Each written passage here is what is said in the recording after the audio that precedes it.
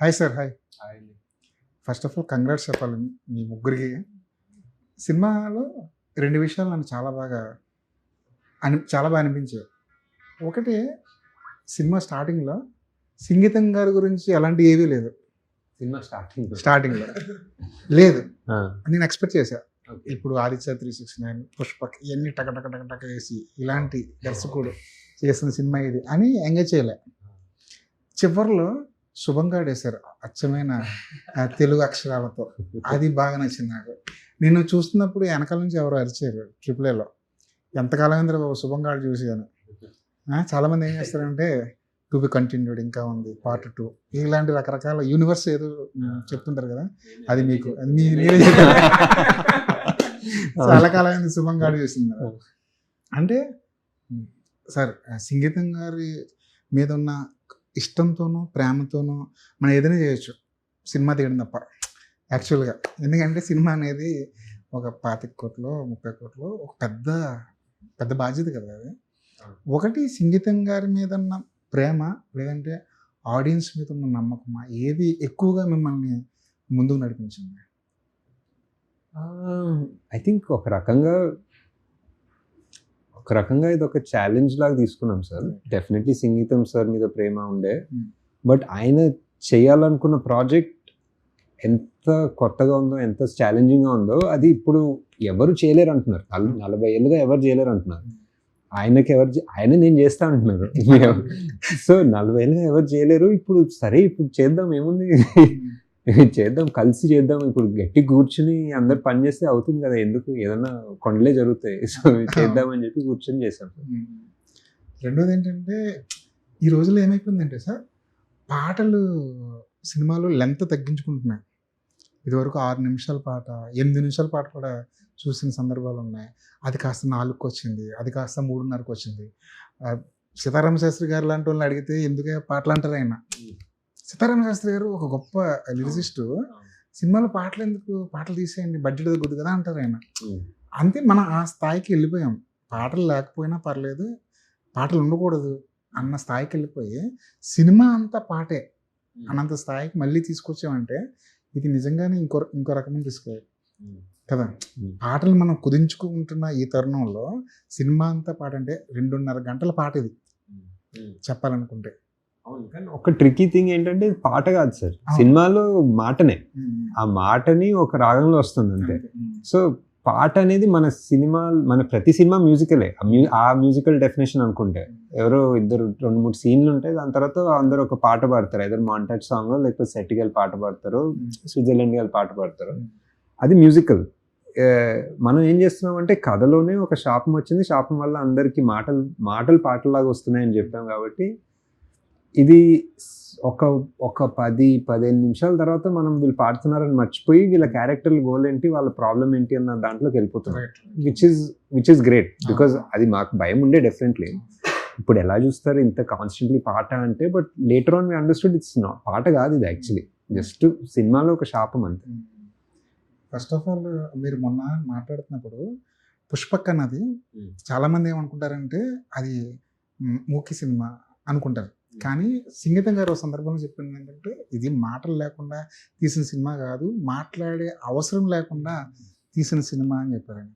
నాకు కూడా పాటలతో ఒక సినిమా చేస్తున్నారంటే నాకు కూడా ఇన్బిల్ట్ సినిమాకి వస్తున్నప్పుడు నా మైండ్ ఎలా ఉండేదంటే, ఓహో ఇక్కడ ఎలా చేస్తారంటే మాట్లాడుకునే అవసరం లేకుండా పాటలు పాడితేనే, అంటే అలాంటి అవసరాన్ని కల్పించిన కథేమో అనుకున్నా. నిజంగా ఐడియాని ఎక్కడైనా ప్లేస్ చేయొచ్చు. అది పాటలు మొత్తం అందరూ మాట్లాడకుండా పాటలే పాడుతున్నారంటే ఈ ఐడియాని తీసుకెళ్ళి ఏ జానర్లోనైనా సరే తీసుకెళ్ళి పేస్ట్ చేయొచ్చు. ఇదే ఎందుకు, ఈ ఒక ఊరు ఎందుకు, అక్కడ ఒక శాపం ఎందుకు, ఇదే ఎందుకంటే ఏం చెప్తారు? మీ ఇనిషియల్గా మీ మైండ్లో ఏంటన్నాయింది అంటే, ఇది సంగీతం sir original idea sir, original idea. So ఆయన ఎన్ని వర్జన్స్ రాసుకున్నా ఎప్పుడు ఒక ఊరు ఉండేది, ఆ ఊర్లో ఒక చెట్టు ఉండేది, ఆ చెట్టు కొట్టేస్తే శాపం వచ్చేది. స్టార్ట్ అయింది కదా. సో ఎన్ని వర్జన్స్ లో అయినా అదే ఉండేది. సో అది ఆయన ఒరిజినల్. ఇప్పుడు ఈ కథలో సంకల్పం మీకు ఒక డిజిగ్నేషన్ ఇవ్వాలనుకుంటే ఈ సినిమాకి సంబంధించి, ఈయన హీరో, ఈయన ప్రొడ్యూసర్, మీరేంటి ఈ సినిమాకి సంబంధించి? Executive director. అది కొత్తగా అనిపించింది నాకు. అదే కొత్తగానే తయారు చేశాను. కొత్త క్రాఫ్ట్ ఏదో వచ్చినట్టు అనిపించింది. అదే ఇంకా కంపెనీలో CEO ఉంటాడు కదా సార్, CEO సంగీతం శ్రీనివాసరావు గారు, ఎగ్జిక్యూటివ్ డైరెక్టర్ సంకల్ప్. సెట్లో ఎలా ఉండదండి అంటే సంగీతం గారు రాసిన ఆలోచన, సంగీతం గారు రాసిన ఒక సీను అది ఎగ్జిక్యూట్ చేయడానికి మీరు పడిన అది స్ట్రగుల్ ఏంటి? ఎక్స్టెన్సివ్ డిస్కషన్స్ అయ్యాయి sir before we went to shoot. అసలు first script level script lock అవ్వగానే కూడా every schedule whatever we are shooting సార్తో కాల్స్లో డిస్కషన్ అయ్యేది, how would we stage this scene అంతా అని. So we would shoot a rehearsal with all my ADs. సో అదే మన talking in the event also, each AD playing 5-6 different roles. Literally every shot in film is like rehearsed. Like we want to put out one making where we show that, you know, literally the rehearsal, like the pillalu do villu whatever gold or ఏమంటాన్ని tiny even the smallest of scenes also had rehearsals. We were shooting them, sending them to sir with actual actors wherever on call. Sir ఇవన్నీ చూసి we used to discussing, okay, this is what we want. There should be a lot of back and forth. That is where the fun was. We're saying, okay ఇది ఎక్కడో lag ఉంది, ఇక్కడ fix చేయాలి, వాడు entry తీసేద్దాం, అదంతా అక్కర్లేదు, let's directly start. Okay scene లో మ్యాటర్ స్టార్ట్ అయిన దగ్గర సీన్ స్టార్ట్ చేద్దాం, ఎంట్రీలు అక్కర్లేదు, we're already in the story. And I think the best part about discussing the film with sir is because he's had this idea for so long, we are always seeing it from the outside. Sir is seeing it from the inside. Lopal nunchi chustunar sir then. So if any idea that comes from many of us that is deviating from the main story, he used to pull it back to what the core is. ఈ cinema పాట పోయి మాట రావాలి అంతే cinema, దానికి దాన్ని చేయకండి, మీరు దాన్ని ఇంటెలెక్చువలైజ్ చేసి ఓవర్గా చేయకండి, అదే కదా దాన్ని సింపుల్గా ఎమోషనల్గా ఎలా చెప్తాం అనేది పాయింట్ అనేది. So it's collaboration between all of us and just going on set and doing that. And also the best part is sir is also connected on video call, so live feed used to go. So live feed ellinappudu kuda is there's also scope for sir's improvisations. Like there's tiny things that we're doing, some wide shot, they're like atanki empty ga undi oka activity iddam, atanki ijeddam acheddam, the wide people are not enough, or like let's put more chaos. So all these discussions kept coming with sir. So yeah, it's just trying to take what sir is taking and just spread it to the action cut ఆయన monitor ముందు కూర్చొని చెప్పేస్తున్నారు, but one more చేయాలన్నా ఏంటి ఆ take ఎవరిది, ఆ call ఎవరిది? It's like once you know what the shot is about, needing a one more feels like an obvious calling. Like you know that ఇది కన్వే అవ్వాలి షార్ట్ లో, అది అవ్వట్లేదు అంటే it's an objective thing, కావాలి one more అని. Sometimes it's just like we're running out of time and Nagi sir saying, okay come on, time is up, next scene. But it's I think at the end of the day, everyone just wanted to get, it's a musical, sir, so that is the most difficult part. It is trying to get 100 people, like your junior artists or these people, in general, they're used to walking and newspapers, or phone lo maadam, nilabadi claps koddam is what they're more accustomed to. Tappu kaadu. ఆ కోడి కొత్త కూడా నాకు భలే అనిపించింది ఒక rhythm లో వెళ్తుంటుంది. కోడి కూత, పిల్లోడు ఏడవడం, అవునవును, కాఫింగ్ తగ్గడం. సంకల్ప్కి డైరెక్షన్ ఇచ్చేయచ్చు అని ఏ టైంలో అనిపించింది మీకు? నెక్స్ట్ టైం సంకల్ప్ చేతిలో ఒక సినిమా పెట్టేయచ్చు అని ఏ టైంలో అనిపించింది? సినిమా ఆల్మోస్ట్ అయిపోయింది అప్పుడు అనిపించింది, అయిపోయే టైంలో అనిపించింది ఇప్పుడు పెట్టచ్చు. లేదు సార్, అంటే almost 1 year back, 1 year back we needed somebody. It's చాలా కష్టమైన ప్రాజెక్ట్ సార్ ఇది యాక్చువల్లీ, అంటే ఎంత డిస్క్రైబ్ చేస్తే తెలుస్తుంది. ఇలాంటి సినిమా ఎవరు తీయలేదు, ఇలా సినిమా కూడా ఎవరు తీయలేదు. అంటే ఇప్పుడు జూమ్ కాల్లో పెట్టుకొని సార్కి డైరెక్ట్ ఆయన టీవీ ఫీడ్ వెళ్ళి ఒక రిహర్సల్ చేసి, సార్ అక్కడ నుంచి ఆ రిహర్సల్ని డైరెక్ట్ చేసి యాక్టర్లు ఆయన దగ్గర తీసుకెళ్ళి, అక్కడ నుంచి దేవి దగ్గర సాంగ్ వెళ్ళి, సాంగ్ మళ్ళీ మాకు వచ్చి, మళ్ళీ మేము రిహర్సల్ చేసి, మళ్ళీ దాంట్లో మాటలు మార్చి, మళ్ళీ దేవి రికార్డ్ చేసి, అది ఎలా చేయాలో అది కూడా చేయొచ్చు సినిమా అన్నట్టు ఉంది. ఇలా కూడా చేయొచ్చు సినిమా అని కూడా అలానే అనిపించింది. మీరు సెర్చ్ చేస్తారా oldest director in the earth 94 years అంటే? ఒకరు ఉన్నారంటే ఎవరో 103 ఎవరో తీస్తారంటే, ఎవరో ఆయన కాదు, ఎవరో సౌత్ అమెరికన్ ఎవరో ఒలివియర్ ఎవరో మాన్బోడు. బట్ యా, అంటే ఇది క్రేజీ బికాజ్ మ్యూజికల్ కూడా కదా. ఇప్పుడు ఏదో ఇంట్లో ఒక డ్రామా తీస్తున్నామో లేకపోతే ఒక లవ్ స్టోరీ తీస్తున్నామో అంటే ఓకే, ఇప్పుడు ఇన్ని సెట్లు, సీజీలు, ఇంతమంది యాక్టర్లు, పాటలు అన్నీ పెట్టుకొని ఒక సినిమా తీస్తున్నాము with 95-year-old sir and different locations. We needed somebody who నేను ఎంతవరకు ఉన్నా we need a whole team around it అవును. And we need somebody to coordinate that whole team and idea I don't know thought Sankalp will be good idea. అయాన్కి ఇచ్చిన గొప్ప విషయం ఏంటంటే కమల్ హాసన్ గారి కోసం రాసుకున్న కథలో నేను చేశాను అని చెప్పుకోవచ్చు. జీవితాంతం చెప్పుకోవచ్చు. కానీ దాంతో అంతే భయం కూడా వస్తుంది సార్, అంతే రెస్పాన్సిబిలిటీ కూడా వస్తుంది. ఎందుకంటే కమల్ సార్ చేయాల్సిన స్క్రిప్ట్ లో నేను యాక్ట్ చేయాలి, అక్కడ పర్ఫామ్ చేయాలి అంటే లైక్ డైనమిక్స్ కొంచెం మారిపోతాయి కదా, చాలా ఉంటాయి. So I feel like really good about it, but అంతే కొంచెం nervous also. Like thank God I didn't get to know this before. చెప్పలేదు అసలు, ప్రిపేర్ చేయలేదు అసలు. మధ్య మధ్యలో సంగీతం గారి సినిమాలకు సంబంధించిన పాటలు సెంచరీలు కొట్టే వయసు మాది, అలాంటి రిఫరెన్స్లు అక్కడక్కడ వచ్చి వెళ్తుంటే కొంచెం గమ్మత్తుగా నాస్టాలజికల్ ఫీలింగ్ అనేది కలిగింది అది. రెండోది ఏంటంటే సంగీతం గారి గురించి తెలియకుండా నేను థియేటర్కి వెళ్ళినా సరే నేను ఎంజాయ్ చేస్తాను మూమెంట్. అదే పాయింట్, అదొక పాయింట్. నాకు ఇంకా బాగా నచ్చింది ఏంటంటే ఆ 20 minutes మీరు ఏదైతే ఆ డైలాగ్ నడిపారో అది కూడా బాగా నచ్చింది. డైలాగ్స్ కూడా చాలా ఫ్రెష్గా అనిపించింది. తర్వాత నా మైండ్లో ఎక్కడో ఈ 20 minutes తర్వాత డైలాగ్స్ ఉన్న పాటలు ఉంటాయంటే ఓ మంచి డైలాగ్ కూడా మిస్ అయిపోతాయేమో అన్న ఫీలింగ్ కూడా వచ్చింది. ఎలా జరిగింది ఆ 20 minutesలో రాయాల్సిందంతా 20 minutesలో రాయాలి, ఏం రాయాల్సి వస్తుంది కదా. డైలాగ్స్ కూడా ఆ 20 minutes ఎవరైనా సంగీతం గారు రాసినా లేదంటే వేరే టీమ్ ఏమైనా? రూమ్ ఉన్నారండి, రైటర్స్ టీమ్ ఉన్నారు. ఆ రోజు చెన్నై ఈవెంట్ లో అందరూ స్టేజ్ మీదకి ఎక్కారు. సో వాళ్ళే మెయిన్లీ, అండ్ ఇంకా కొన్ని improvisations on the spot. Right. కలికి టైంలో ఈ ఐడియాని మళ్ళీ కమల్ హాసన్ గారితో పంచుకోవడం ఇది జరిగిందా? జరిగిందండి కల్కి తర్వాతే. రీసెంట్లీ షూట్ జరిగే సమయంలో పంచుకున్నాము, కొన్ని సీన్స్ చూపించాము, సార్ కొన్ని ఐడియాస్ ఇచ్చారు. యాక్చువల్లీ ఆ పిల్లోడు ఏడ్చేది సార్ ఐడియానే. రైట్. సో మేము షూట్ చేసినప్పుడు పిల్లోడు రాగంలోనే ఏడుస్తాడు, బట్ ఏడుస్తాడు. సార్ గమకంతో ఏడిస్తే బాగుంటుందన్న, సో అని ఏడవాలని ఆయన ఐడియానే. సో అలాంటివి చాలా కొన్ని చిన్న చిన్న సజెషన్స్ ఇచ్చారు. ఓకే. నాకు సినిమా అంతా చూసిన తర్వాత తుంబాడే గుర్తొచ్చింది ఎందుకో నాకు. అసలు అక్కడ కూడా బంగారం ఉంది, అక్కడ కూడా స్వార్థం ఉంది, అక్కడ కూడా చివరిలో పతనం ఉంది కదా. నాకు తుంబాడు గుర్తొచ్చింది. మీకు ఎప్పుడైనా ఆ రెఫరెన్స్లు ఏమైనా కనిపించాయా ఎప్పుడైనా? తుంబాడు చాలా ఇష్టం అండి నాకు కూడా. గ్రీడ్ అన్నప్పుడు మేబీ డిస్కషన్లో వచ్చిందేమో 1-2 సార్లు, బట్ మాకు అసలు టోన్ వేరే. కాకపోతే ఏంటంటే నాకు అనిపించింది అంతే అదేదో theme is of course there, so and that is like one superior film with greed, but it's completely mandu fairy tale valku horror. So the way in which the greed unfolds is also very different. They're doing a father and something, you know. But one thing that you can see is like generationally passed on greed is a similar theme in both. Like here it passes 3 generations, there also it's passing 2 generations. So but there it takes a dark turn. Here we're like haha everyone's happy. నాకు ఇంకా బాగా నచ్చిన విషయం ఏంటంటే మీరు ఒక మంచి విషయం చెప్తున్నారు, మొక్కలు, పర్యావరణం, ఇది చాలా గొప్ప విషయాలు ఇవన్నీ చెబుతూ ఎక్కడ స్పీచ్ లేదు. మొక్కలు కాపాడకపోతే నాశనం అని ఎక్కడ ఎవరు చెప్పలే.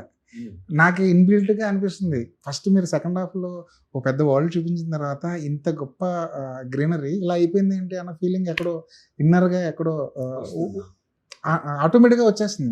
ఎక్కడ చెప్పకూడదు అనేది ముందు నుంచి పర్టికులర్గా అనుకున్నారు? మాకు కూడా అనిపించింది, అండ్ డెఫినెట్లీ సార్ కనిపిస్తుంది. మాకన్నా ముందు ఫస్ట్ సార్ కనిపిస్తుంది. ఇప్పుడు ఎవరు మనం చెప్పే స్పీచ్ ఎన్వైరన్మెంటల్ సైన్స్ క్లాస్, ఇప్పుడు ఎవరు మీరు చెప్పే స్పీచ్లు వినడానికి రాలేదు థియేటర్కి అని. సో ఆయన క్లారిటీ ఉంటుంది అలాంటి వాటిలో. సో ఆయన ఐడియాని ఒక సీన్గా రాసుకుని, సీన్ పేపర్గా రాసుకుని ఆయనకి చెప్తున్నప్పుడు నిర్మోహమాటం లేకుండా అసలు రిజెక్ట్ చేసిన సందర్భాలు ఏముంటాయి? మెజారిటీ అవే ఉంటాయి. చాలా పప్పెట్ షోలా ఉంది ఇదంతా. అంటే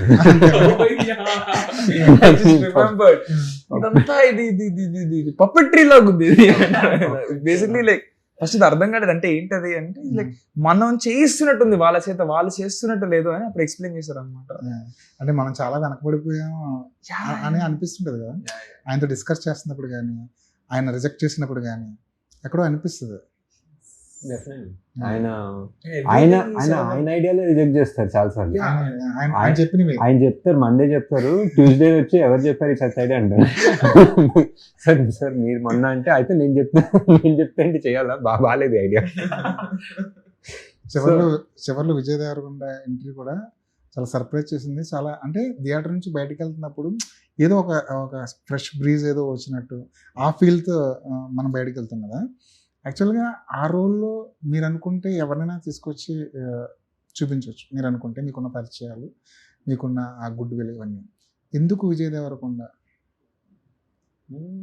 అంటే బాగా చేస్తాడు అంతే, ఇంకా బాగా చేస్తాడు. అండ్ ఇంకా అంతే. Actually at the end of the day అయిపోయిన తర్వాత ఎప్పుడన్నా కరెక్ట్గా సూట్ అయ్యే పాత్రకి, లేకపోతే మీరు అన్నట్టు ఒక బ్రెత్ ఆఫ్ ఫ్రెష్ ఎయిర్ లాగా ఉందన్నారు కదా, సో అదే రీజన్ ఏమో. కానీ ఐడియా కూడా చాలా బాగుంది. పాట పోయి డాన్స్ వచ్చాయి అంతే. పాట పోయి ఇప్పుడు డాన్స్ వస్తుంది, కొత్త శాపం లాగా. దానికి కూడా we had some different thoughts. 2 years later ఏదో చేద్దామని చెప్పి 4-5 different alternatives, every writing member, direction department member, ఇదవుతుంది అదవుతుంది 2 years later. So I went to sir and said, ఎందుకు ఇంత ఆలోచిస్తున్నారు మీరంతా, ఇది వస్తాడు డాన్స్ కామెడీ బాగుంటుంది, ఎక్కువ చేయకండి అంతే చాలు అండి. So right, like I think the best part about sir is he knows like how imaginative he is. He knows where to stop an idea when it works. Like ఇక్కడ దాకా ఒక idea చేస్తే అది వర్కౌట్ అవుతుంది, దాన్ని మించి చేస్తే అది వర్కౌట్ అవ్వదు. Actually just have to stop an idea at a certain point and that's when it works. యాక్చువల్గా నిజంగా ఆయనకి అలాంటి మ్యాథ్స్ ఏదో తెలుసు ఉంటే ఆదిత్య 369 తర్వాత వెంటనే 999 ఎప్పుడో తీసేసేవారేమో ఆయన కదా. లైక్ ఆ ఓపెనింగ్ లో ఇట్లా ఏదో సంగీతం ఫిల్మ్ అని 4 titles. It's a rule in our writing room to be banned that we can't refer to his previous films. Sir మీరు ఇప్పుడు ఆ సినిమాలో ఇట్లా పెట్టారు కదా సార్ లైట్ అంటే, ఎందుకు అది చేసేసాం కదా మళ్ళీ ఎందుకు చెప్తున్నారు, ఇప్పుడు 30 ఏళ్ళు అయిపోయింది, ఇప్పుడు కొత్తది ఏమైనా చెప్పండి నాకు అంటే.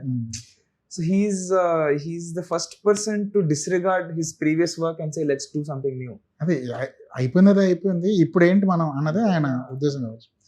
ఆదిత్య 369 చూసిన తర్వాత ఈ టైంలో మీరు మళ్ళీ చూస్తే దీనికి మళ్ళీ సీక్వెల్ చేయొచ్చు అనిపించిందా మీకు ఎప్పుడైనా? కానీ ఆయన కనిపించలేదు.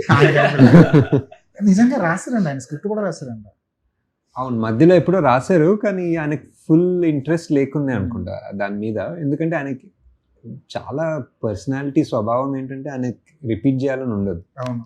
సో ఆ రిపీట్ చేయాలనేది ఆయన చాలా ఫోర్స్ఫుల్గా ఏదో ట్రై చేశారు రాయడానికి, బట్ ఇంకా అది కూడా బోర్ కొట్టేసింది. కాకపోతే ఏంటంటే ఆదిత్య 369లో ఆయన ఫ్యూచర్ చెప్పారు, ఫాస్ట్ కూడా చెప్పేశారు, కాబట్టి చెప్పడానికి కొత్తగా ఏం లేదు.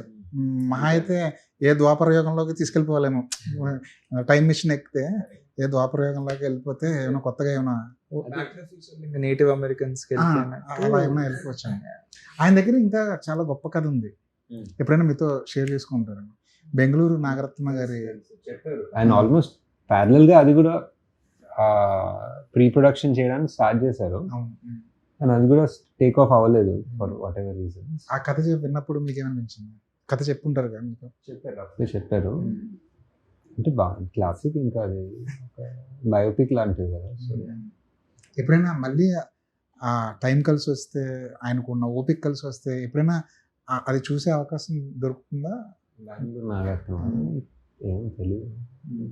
ఆయన ఏదో మొన్న ఏదో చెప్తుండే, మళ్ళీ ఇదంతా అయిపోయిన తర్వాత దేవి గారు చెప్పారు, సార్ ఇప్పుడు మీరు ఇంకొకటి చెప్పండి సార్, మీ టీం అంతా రెడీగా ఉన్నారు, ఏదో జస్ట్ ఫార్మల్గా అలా చెప్తుంటే సెకండ్ ఆలోచించి యాక్చువల్లీ ఒక రోటోస్కోపీ తోటి ఒక 3D స్టోరీ ఉందని చెప్పారు. So is always full of stories and life is about story telling.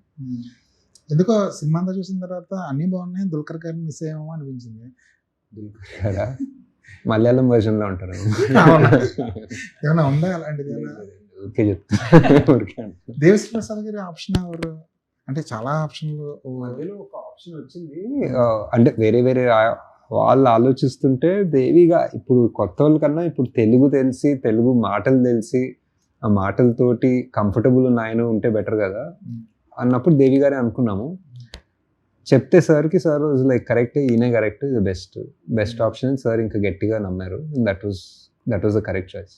Additional advantage ఏంటంటే దేవిశ్రీ ప్రసాద్ గారు ఉంటే ఆయన లిరిక్స్ కూడా అర్థం రాసేస్తారు. చేసుకుంటారు, మాటలు ఎలా ఉండాలో అర్థం చేసుకుంటారు, ఏ మాటలు ఏం ఎమోషన్ అర్థం చేసుకుంటారు. సో చాలా పని తగ్గుతుంది ఒక రకంగా. సెట్లో కెమెరా ముందు యాక్ట్ చేయడం కష్టం అనిపించిందా, లేదంటే దేవిశ్రీ ప్రసాద్ గారి దగ్గర పాట పాడడం కష్టం అనిపించిందా? అంటే దేవి గారి ఎనర్జీ మ్యాచ్ చేయడం కష్టం అనిపించింది. ఆయన ఈజ్ ఫుల్ ఆఫ్ ఎనర్జీ అన్నమాట. అండ్ మాకు అంత ఎనర్జీ లేని టైంలో కూడా ఆయన ఎనర్జీని మ్యాచ్ చేస్తూ ఆయనతో మాట్లాడాలి అన్నది ఇంకా చాలా కష్టం అనిపించింది. So I think comparatively acting ఏంటంటే camera was much more easier. But ఆయన హీ వాజ్ లైక్ ఒక లైన్ని ఆల్మోస్ట్ ఈజీ ఒక 40-50 టైమ్స్ ఆయన మాతో రిపీట్ చేసి చేసి చేసి చేసి చాలా కష్టం. అంటే యాక్చువల్గా అయాన్ లాంటి వాళ్ళతో పాట పాడించడం చాలా ఈజీ, ఎందుకంటే తనకు అది తెలుసు, సంగీతం తెలుసు, ఆ పాట పాడడం తెలుసు. కానీ మహేష్తో పాట పాడించేశారు, ఆయన రచ్చరవితో పాట పాడించేశారు, ఏదో ఒకటి ర్యాప్, పైగా హై పిచ్ లో ఉంటుంది అది. అవును, అందరితో ఆల్మోస్ట్ అందరినీ మీరు సింగర్స్ చేస్తారు. తులసి గారు. అసలు ఈ ఐడియా ఏంటి, ఎవరిది మరి? వాళ్ళే పాడాలి వాళ్ళ పాటను అనేది ఎవరితోనే పాడించవచ్చు. వాళ్ళే పాడాలి, ఇంకా దట్స్ ద లెక్క. ఇంకా మరీ బ్యాడ్ ఉంటే మరీ బ్యాడ్ సింగర్ అంటే ఏం చేయలేము. కానీ అలాంటి వాళ్ళు కూడా తగిలారు. అలా కూడా ఓకే అనుకున్నాను యాక్చువల్లీ, ఎలా ఉన్నా పర్లేదు పర్లేదు అనుకున్నాను actually to begin with. And న్యాచురలే శాపమే కదా, శాపం వల్ల వాళ్ళు ఇప్పుడు గొప్ప సింగర్లు అయిపోలే కదా, జస్ట్ సింగర్లు అయిపోయారు కదా. పర్లేదు అనుకున్నాం కానీ ఫైనల్లీ ఇంకా అది కొంతమందితో చేయలేకపోయాం. బట్ 90% ఒరిజినల్ వాళ్ళే పాడారు. సెట్లో కూడా ఎలా ఉండేది, షార్ట్కి మధ్య గ్యాప్లో మీరు కూడా పాటలు పాడుకుంటూ గడిపేసారా? చాలా మంది ఐ థింక్ వాకిల్లో పాట పాడే వాళ్ళు అనుకుంటా. లంచ్ టైం బ్రేక్ ఇవ్వండి, లంచ్ టైం అయిపోయింది అని చెప్పి వాకీ టాకీలు వచ్చేది మాకు. ఫన్. ఆ సెట్ నుంచి బయటకు వచ్చేస్తున్నప్పుడు అంటే చివరి రోజు ఏమనిపించింది? ఎందుకంటే చాలా అంబిషన్స్గా తీశారు సినిమా, సంగీతం గారితో ఒక జర్నీ ఉండేది. అంటే ఒక ఎక్స్పెరిమెంటే కదా, ఎండ్ ఆఫ్ ది డే ఒక ఎక్స్పెరిమెంట్ చేశారు. ప్యాకప్ చెప్పేసేప్పుడు కానీ ఇంకా లేదు ఈ రోజుతో షూటింగ్ అనుకున్నప్పుడు కానీ ఎలా ఉండేది ఆ సెట్లో ఫీల్ కానీ వైబ్రేషన్ కానీ? చెప్పాలి. Very weirdly we started and ended like ఇది డెస్టినీ లాగే, most integral to the story stuff తో స్టార్ట్ చేసాం. And we ended also with the shot that we opened with and ended with, they're so meaningful to the film, like they make the film anattu. Yeah, it was definitely emotional by the end of it. At one point అందరం dread చేస్తుండే, ఇంక ఇది అవ్వదా, ఇది ఇంకా తీస్తూనే ఉంటాం ఈ cinema, ఇంక ఇది పోతానే ఉంటుంది వాళ్ళ శాపం లాగా అని. But when it was over it just felt like oh shit అయిపోయింది అని. మోస్ట్ జెనరిక్ ఆన్సర్ ఇది I know, but it's also like అందరి ఫ్యామిలీ లాగా. But like what is very sad is when it hit all of us, you will never get to make a movie like this again. ఇలాంటి cinema జీవితంలో మళ్ళీ ఎప్పుడు తీయలేము. Like ఒక cut చెప్పి ఏ tune correct గా లేదు, కొంచెం కరెక్ట్ గా పాడవు మళ్ళీ అని చెప్పే స్కోప్ రాదు. అవును, సినిమా జీవితంలో మళ్ళీ చేస్తాం. అది రికార్డింగ్ స్టూడియో కదా సెట్ అది.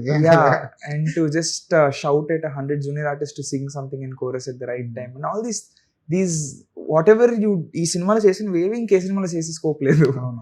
So just when that hit it was weird. Last day we were he was also on set, just driving back and we were talking, oh wow, we did it, ఎలా చేసాం తెలీదు, తీసేంత వరకు ఎలా తీస్తో తెలియదు, తీసిన ఎలా తీసాం ఇంకా గుర్తు కూడా లేదు అన్నట్టు. ఇప్పుడు నాగేశ్వరి గారిని ఒప్పించడం కష్టం అయ్యేదా, సంగీతం గారిని ఒప్పించడం కష్టం అయ్యేదా? ఏదైనా ఒక విషయంలో డైలాగ్ సీన్ ఏదైనా ఒకటి. Like I think the final boss was always Sangeetam sir. He's always the boss. We're all just we think we have autonomy and agency till he steps in and he shows everyone who's the boss. కానీ మన దగ్గర ఒక complaint ఉంది. ఇప్పుడు ఇలాంటి ఒక experiment Malayalam చేస్తే దాని రిసీవింగ్ వేరే ఎలా ఉంటుంది, ఇంకో భాషలో చేస్తే రిసీవింగ్ వేరే ఉంటుంది, మన దగ్గర చాలా తక్కువ ఉంటుంది, మనం ఎవరు పట్టించుకోరు. ఇలాంటి కంప్లైంట్స్ ఉన్న ఈ రోజుల్లో మీకు అలాంటి కంప్లైంట్స్ ఏమైనా ఉన్నాయా?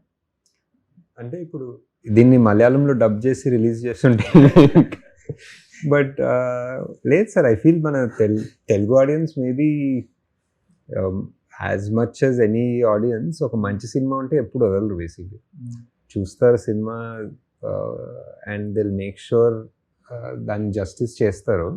మేబీ సినిమా రిలీజ్ అయ్యే టైంలో డౌట్లు ఉండొచ్చు, కంపారిజన్లు ఏదో వెటకారాలు ఏదైనా ఉండొచ్చు, కానీ సినిమా బాగుంది అన్న వెంటనే ఐ థింక్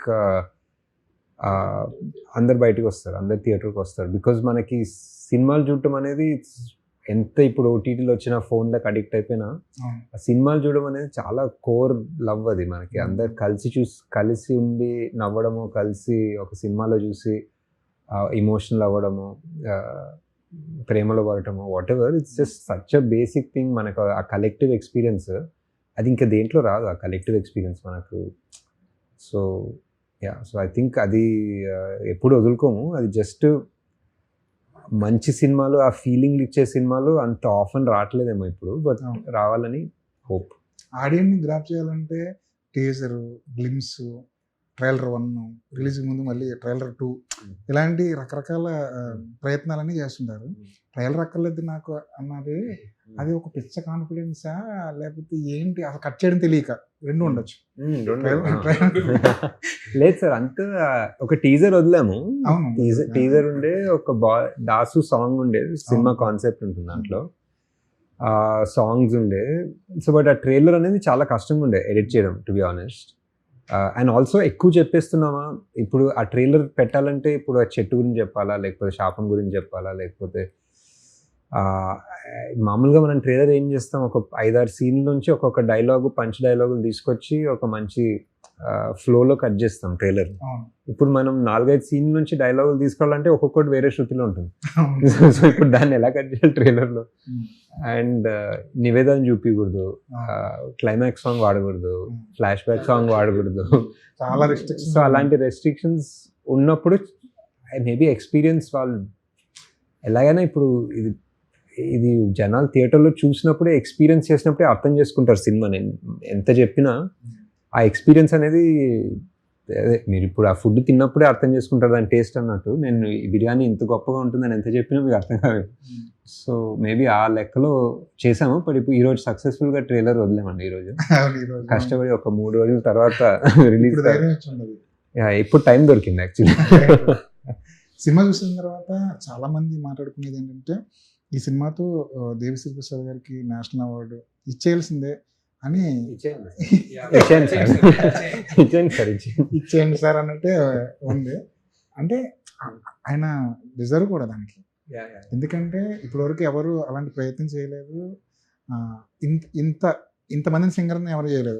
ఒక సినిమాతో ఇంతమంది సింగర్స్ని ఎవరు పరిచయం చేయలేదు. కాబట్టి అలా చూసినా సరే ఆయనకి ఇవ్వాలేమో నేషనల్ అవార్డు అనిపించింది. ఐ థింక్ ఎవరో బెటర్. ఇఫ్ అవార్డ్స్కి ఏదన్నా వాల్యూ, జస్టిస్, నిజాయితీ ఉంటే ఆయనకి డెఫినెట్లీ ఇచ్చేయాలని ఎవరో పెట్టారు. ఐ థింక్ ఈ సినిమాకి అయితే అదే అనిపిస్తుంది. అంటే ఇండస్ట్రీ పీపుల్ నుంచి ఎలాంటి రెస్పాన్స్ చూస్తారు మరి? All love it sir. It's just every actor, directors చాలా మంది, ఎస్పెషలీ డైరెక్టర్స్ ఆల్సో, వాళ్ళందరూ, బికాజ్ డైరెక్టర్స్కి మేబీ ఇంకా ఎక్కువ అర్థమవుతుందేమో దీని వెనక్కున్న కష్టం ఆర్ ట్రయల్ అండ్ ఎర్రర్ కదా. డెఫినెట్లీ సంగీతం సార్ మీద ప్రేమ అండ్ ఎవ్రీథింగ్, బట్ ప్రేమతోటి ఒక చిన్న గౌరవంతో చూస్తాం సినిమా. బట్ ఆ సినిమా చూసిన తర్వాత ఆ ఎక్సైట్మెంట్ అనేది has to come from the film only. It can't come from anything else. So ఆ ఎక్సైట్మెంట్ వస్తుంది. So people are loving it, people are telling other people to go watch it. So అదైతే ఉంది sir definitely. Rajamouli గారు మాట్లాడారు cinema చూసిన తర్వాత? మాట్లాడారు. He loved the movie also. So he's by default, I think సంగీతం సార్ అందరూ, ఐ థింక్ సంగీతం sir fans. So they're all fans and they love him. So yeah. అంటే ఈ మధ్యకాలంలో కృష్ణ గారికి ఆయనకి మంచి, నందిని రెడ్డి గారు కాల్ చేసి, సో మెనీ పీపుల్. అంటే ఈ మధ్యకాలంలో అసలు రివెల్తో సంబంధం లేదు, టాక్తో సంబంధం లేదు, శైలేష్ కాల్ చేశారంట. యా సో హీ అపారెంట్లీ, ఆయనకు అస్సలు స్వప్నకు కాల్ చేశారు. So he apparently hates musicals. ఆయన పిల్లోడ్ లాక్కెళ్ళారంట, నేను చూస్తానని చెప్పి. And by the end of it he was like, he loved it. He's like, నాకు వాళ్ళు పాడుతున్నారని అనిపించలేదు, he just very liked it.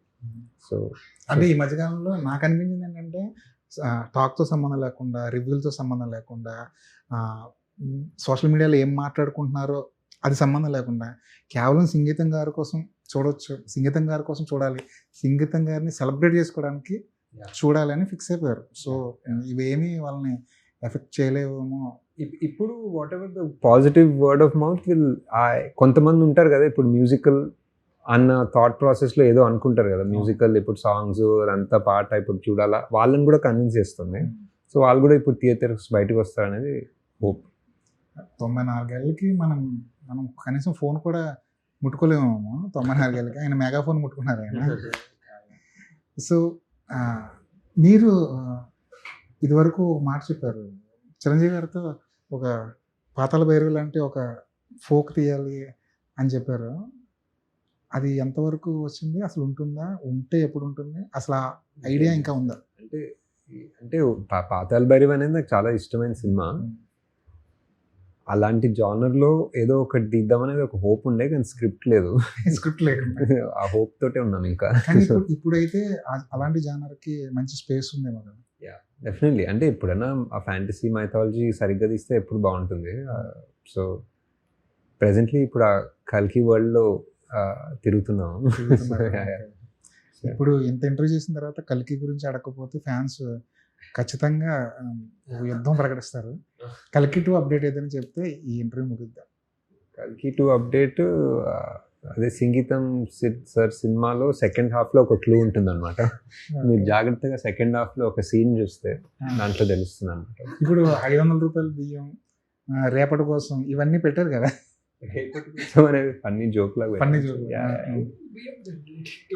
కల్కి అది అనుకోలేదు నేను అసలు. ఆ ప్లకార్డ్ చూడలేదా మీరు? కావాలని పెట్టారు కదా. ఓకే, జస్ట్ వెనకాల actually this one more that's funny, Renu నువ్వు మా పాలిట పేను అంటుంది దాని ప్లకార్డ్ లోనా.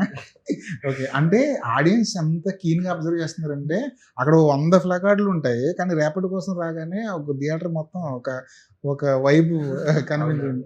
అవును, లేకపోతే అలా అసలు అది వెళ్ళిపోవాలి కదా, ఫ్లాష్ లాగా అలా వెళ్ళిపోవాలి కదా.